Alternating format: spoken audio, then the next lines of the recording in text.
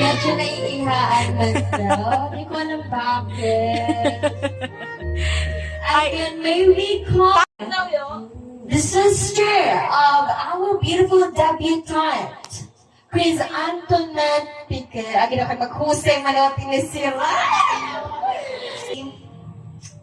So, I know that everyone is busog na. I know that. So, let's now proceed to the very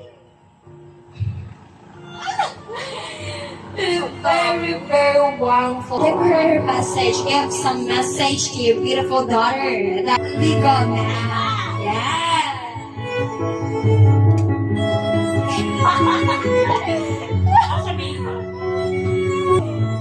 Siyempre, sana makatapos kayo ng pag-aaral. Eh, pagtangis.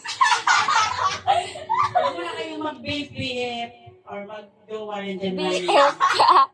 Kasi pangarap muna bago mag-jowa-jowa.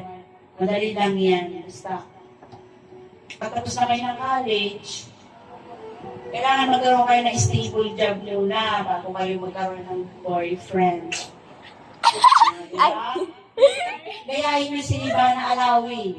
Milyonarya na, pero di pa rin nag-aasawa. Maganda ng buhay. May sarili ng bahay, may gamit. Diba? Very good message for a mother. Very good.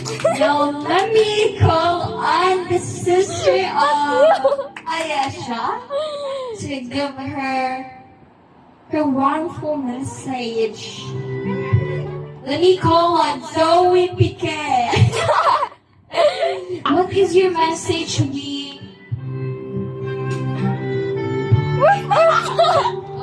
Ako naman magbibideo na si Kon. Ayun, sorry ah. Practice tayo, tanga to.